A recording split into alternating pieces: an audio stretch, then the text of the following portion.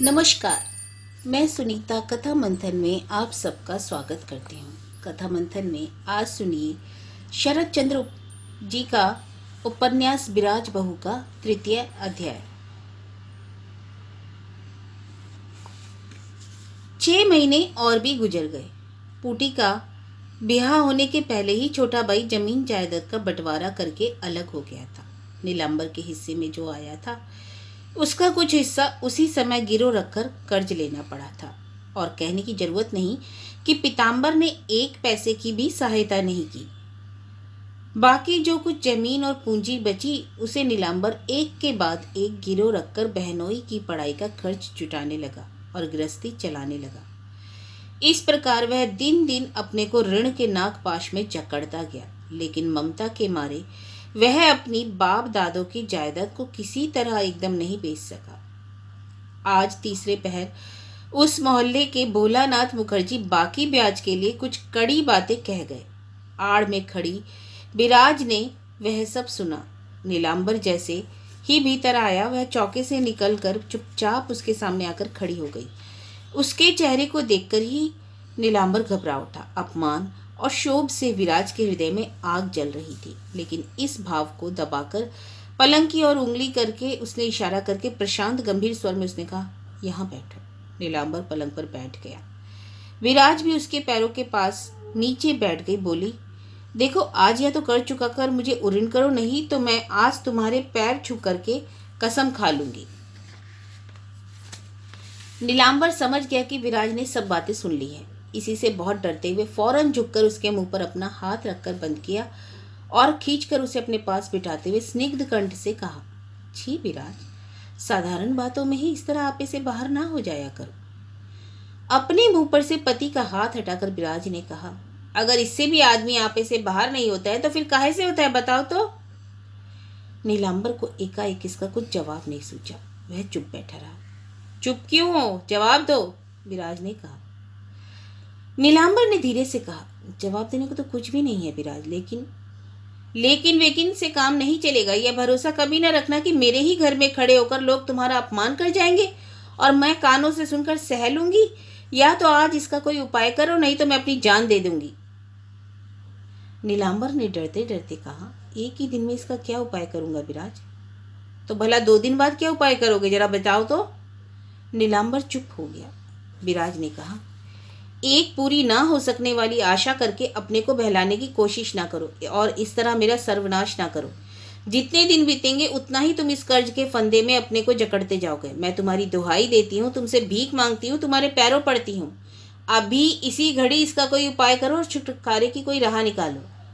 यह कहते कहते आंसुओं से उसका गला भर आया। भोला मुखर्जी की बातें उसकी छाती में शूल सी चुभने लगी।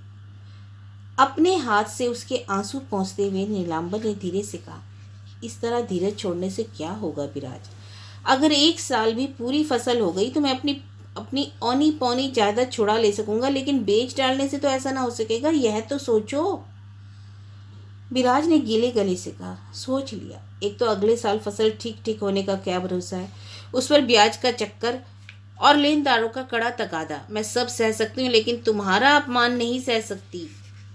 नीलांबर अब इसे अच्छी तरह जानता था, इसी से कुछ जवाब नहीं दिया। विराज ने फिर कहा, मुझको क्या एक यही दुख है? दिन रात सोचते सोचते करते करते तुम मेरी आंखों के सामने ही सूखते जा रहे हो। यह सोने की देह काली पड़ती जा रही है। अच्छा, मेरी देह पर हाथ रखकर तुम ही कहो, क्या इतना सहने की शक्ति तुम में है? जोगिन की पढ़ाई का खर्च और कब तक देना पड़ेगा? बस 1 साल और, इसके बाद तो वह डॉक्टर हो जाएगा। दम भर चुप रहकर विराज ने कहा, हमने पूटी को पाल पोसकर आदमी बनाया है, वह राजरानी बने, लेकिन अगर पहले मालूम होता कि इसके कारण इतना दुख झेलना पड़ेगा तो उसे बचपन में ही नदी में बहा देती या फिर अपने सिर पर गाज ना गिराती। हे भगवान, वे लोग बड़े आदमी हैं, उन्हें कोई कष्ट नहीं है, कोई कमी नहीं है, तब भी जोंक की तरह हमारे कलेजे का खून चूसते, उन्हें तनिक दया नहीं आती, तरस नहीं आता। इतना कहकर एक लंबी सांस छोड़कर वह सुन सी हो रही। बोली, चारों ओर अभाव है, चारों ओर अकाल की काली छाया है। अभी से कितने ही दीन दुखी गरीबों को फांके होने लगे हैं, कितने ही लोग एक जून खाने लगे हैं। ऐसे बुरे समय में हम लोग पराए लड़के को क्यों पढ़ा लिखा कर आदमी बनावेंगे? पोटी के ससुर के कोई कमी नहीं है, वह बड़े आदमी है, वह अगर अपने लड़के को नहीं पढ़ा सकते तो हम क्यों पढ़ाएं। जो हुआ सो हुआ, अब तुम इसके लिए कर्ज ना ले सकोगे। बड़े कष्ट से होठों पर सूखी हंसी लाकर नीलांबर ने कहा, सब समझता हूँ विराज, मगर मैंने शालीग्राम जी के सामने कसम खाकर जो प्रतिज्ञा किया उसका क्या होगा। विराज तुरंत कह उठी, कुछ भी ना होगा। शालीग्राम अगर सच्चे देवता हैं तो वह हमारा कष्ट जरूर समझेंगे। फिर भी मैं भी तो तुम्हारा आधा अंग हूँ। ऐसा करने से अगर कुछ पाप दोष होगा तो उसे अपने सिर आंखों पर लेकर जन्म जन्मांतर तक नरक भोग लूंगी और डर नहीं, पर अब कर्ज ना लेने दूंगी। धर्मात्मा स्वामी के हृदय में जो घोर दुख था वह विराज से तनिक भी छिपा नहीं था, लेकिन अब वह अधिक न सह सकती थी। वास्तव में पति ही उसका सर्वस्व था। उसी पति के दिन रात की चिंता से सूखे हुए उदास मुख की ओर देखकर उसका हृदय विदीर्ण होता था। वह अभी तक किसी तरह रुलाई रोककर बात कर रही थी, लेकिन अब ना कर सकी। तेजी से पति की छाती में मुंह छिपाकर फूट फूट कर रोने लगी। दाहिना हाथ विराज के सिर पर रखकर नीलांबर चुपचाप पत्थर की मूर्ति सा निश्चल बैठा रहा। देर तक रोने के बाद विराज के दुस्सह दुख की तीव्रता घटने लगी।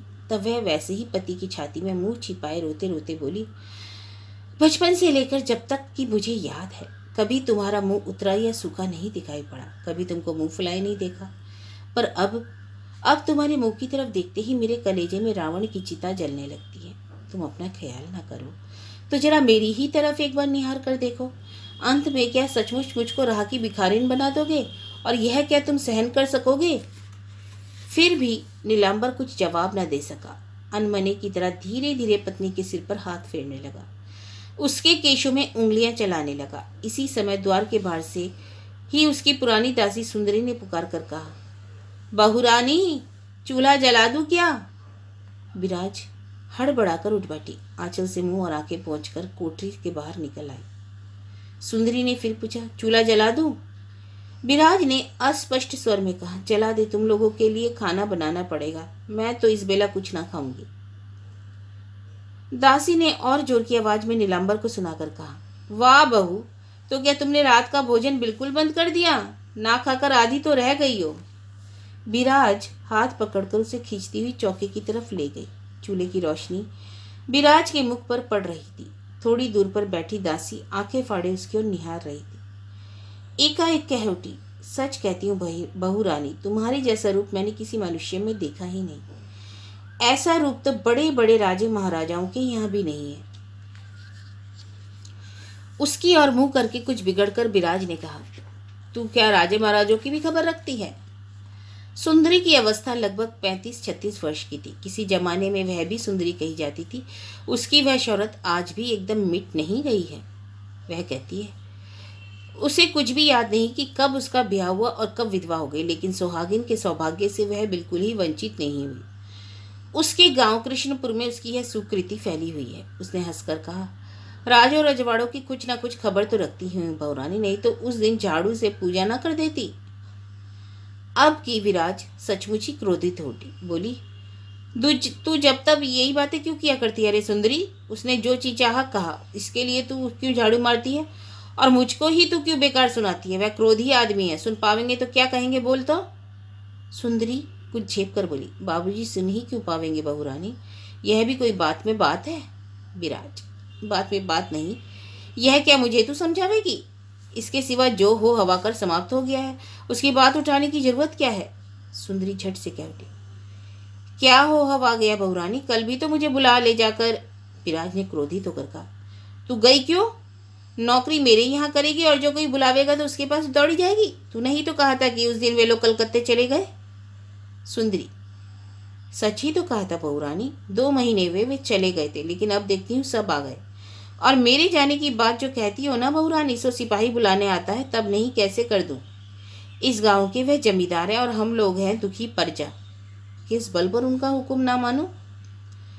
विराज क्षण भर सुंदरी की ओर ताकती रही, फिर बोली, वे क्या इस गांव के जमींदार हैं। सुंदरी ने हंसकर कहा, हाँ बहुरानी, यह जो महल है ना उन्होंने ही खरीदा है और तंबू लगाकर ठहरे हैं। सच कहती हूँ बहुरानी, सचमुच राजकुमार है।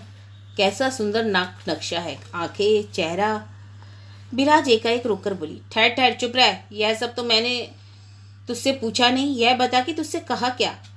अब की सुंदरी के मन में खींच उठी, लेकिन इस भाव को छिपाकर शोभ के स्वर में बोली, बात और क्या होगी, वही तुम्हारी ही बात। कहकर विराज चुप हो गया।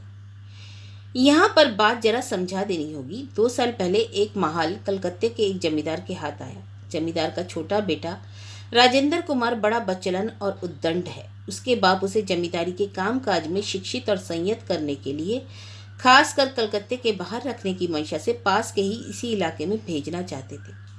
पर साल वह यहाँ आया, लेकिन कचहरी का मकान न होने से सप्तग्राम के उस पार ग्रैंड ट्रंक रोड के किनारे एक आम के बाग में तंबू गाड़कर रहता था। लेकिन जिस दिन वह यहाँ आया उस दिन से किसी कामकाज के पास भी नहीं फटका।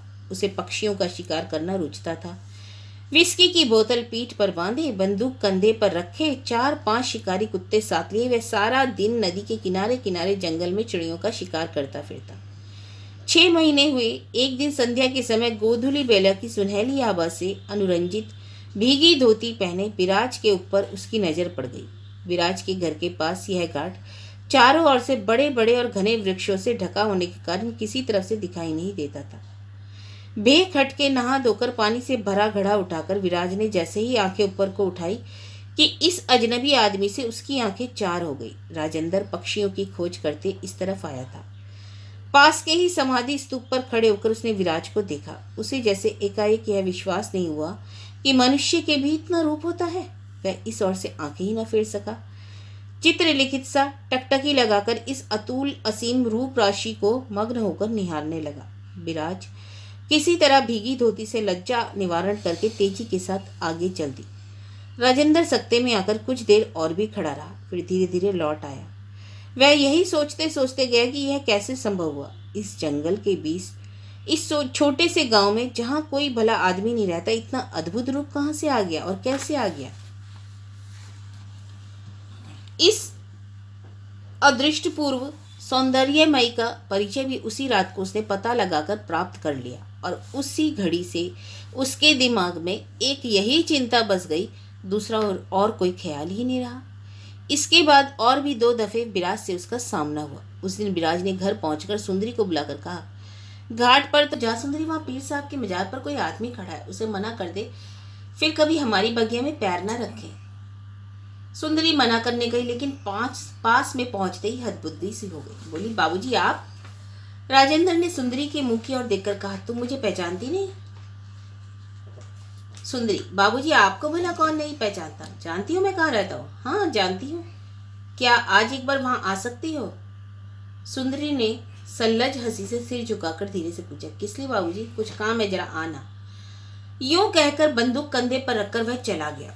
इसके बाद कितनी ही दफे सुंदरी छिपकर सन्नाटे में उस पार की जमींदारी कचहरी में गई, कितनी ही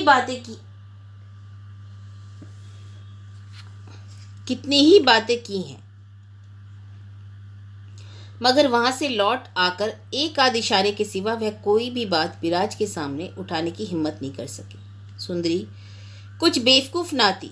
वह विराज को पहचानती थी और अच्छी तरह जानती थी कि वह बहू बाहर से चाहे कितनी मधुर कोमल दिखाई देती हो, लेकिन इसकी भीतर की प्रकृति बड़ी उग्र और पत्थर के समान है। विराज की देह में एक चीज और थी, वह था उसका कठिन अपिरमय साहस। चाहे आदमी हो, चाहे सांप बिच्छू और चाहे भूत प्रेत, भय किसे कहते जानती ही ना थी। यही एक कारण भी था जिससे सुंदरी उसके सामने मुंह ना खोल सकी। चूल्हे के भीतर लकड़ी सरकाकर सुंदरी की ओर मुंह करके विराज ने कहा, अच्छा सुंदरी, तू तो कितनी बार वहां आई है, कितनी ही बातें की हैं, लेकिन मुझे तो तूने एक भी बात नहीं बताई। सुंदरी पहले तो हदबुद्धि हो गई, लेकिन फौरन ही संभल कर बोली, तुमसे किसने कहा बहुरानी कि मैं तुमसे बातें कर आई हूँ? विराज, किसी ने नहीं, मैं आप ही जानती हूँ। मेरे सिर के पीछे भी आंखें हैं और कान भी हैं। बता, कल इनाम में तू कितने रुपए लाई है? 10 रुपए? सुंदरी के मुंह से बोल नहीं निकला। उसके चेहरे पर एक पीली छाया आ गई। चूल्हे की धुंधली रोशनी में भी विराज ने उसे देख लिया। यह भी समझ गई कि सुंदरी के पास कोई जवाब नहीं है। विराज ने कुछ मुस्कुराकर कहा, सुंदरी, तेरा इतना बड़ा कलेजा नहीं हो सकता कि तू मेरे सामने मुंह खोलकर कुछ कह सके। तू क्यों बेकार आ जाकर रुपए लेकर अंत में बड़े आदमी के क्रोध का शिकार बनना चाहती है? जा, कल से इस घर में पैर न रखना। तेरे हाथ का पानी पैरों पर डालने से भी मुझे घिन होती है। इतने दिन तेरी सब बातें नहीं जानती थी, पर 2 दिन पहले वह भी सुन ली। जा, तेरे आंचल में जो 10 रुपए का नोट बंधा है वह जाकर फेरा। तू गरीब है, कई काम धंधा करके पेट पाल ले। अपनी जवानी में जो कर चुकी है वह तो फिर नहीं हो सकता ना, लेकिन अब 4 आदमियों का सर्वनाश न कर। सुंदरी कुछ कहना चाहती थी, परंतु उसकी जीभ मुंह में ही लड़खड़ा कर रह गई। यह भी विराज ने देख लिया। देखकर कहा, झूठ बोलने से अब क्या होगा? ये सब बातें मैं किसी से ना कहूंगी। पहले मैं नहीं समझी थी कि तेरे आंचल में बंधा यह नोट कहाँ से आया, पर अब समझ गई हूँ। जा, आज से तुझे जवाब दे दिया, कल से मेरे घर में ना घुसना। यह क्या? सुंदरी घोर विस्मय में से अवाक होकर बैठी रही। इस घर से उसका दाना पानी उठ गया। यह उसकी समझ में एक असंभव बात थी और उसके मन में किसी तरह नहीं बैठती थी। वह बहुत दिनों की दासी है। उसने विराज का ब्याह देखा है, फूटी को पाल पोस कर बड़ा किया है, घर मालकिन के साथ तीर्थ यात्रा कराई है। वह भी परिवार का एक व्यक्ति है। आज उसी को विराज ने घर में घुसने से ना कह दिया। शोभ और अभिमान से उसका गला भराया। क्षण भर में कितनी ही तरह के जवाब, कितनी ही बातें उसकी जबान पर दौड़ आई, लेकिन मुंह से एक शब्द ना निकाल सकी। विहल सी होकर ताकती रह गई। विराज ने मन ही मन सब समझ लिया, लेकिन वह चुप ही रही। मुंह फिराकर देखा, पतीली का पानी जलकर कम हो गया। पास ही एक पीतल की कलसी में पानी था। लोटा लेकर उसके पास गई, लेकिन ना जाने क्या सोचकर क्षण भर में स्त्री को लोटा रख दिया और कहा, ना, तेरे हाथ का पानी छूने से भी उनका अनिष्ट अमंगल होगा। तूने इसी हाथ से रुपए लिए थे ना? सुरेंद्री इस तिरस्कार का भी जवाब न दे सकी। विराज ने एक दूसरी लालटेन जलाई, फिर कलसी उठाकर रात के घनघोर अंधकार में वह आम की बगिया के भीतर होकर अकेले ही नदी से पानी लाने के लिए चल दी। विराज के चले जाने पर एक बार सुंदरी के मन में आया कि वह भी उसके पीछे पीछे जाए, लेकिन वह अंधकारपूर्ण संकरी जंगल की राह, चारों ओर के प्राचीर, सप्तग्राम के जाने अनजाने समाधि स्तूप, वह पुराना बरगद का वृक्ष, यह सब दृश्य उसकी आंखों के आगे फिर गए। भय से उसके रोंगटे खड़े हो गए, सिर से केश तक कांप उठे। अस्पष्ट आवाज में अरे मैयारी कहकर वह स्तब्ध होकर बैठी रही।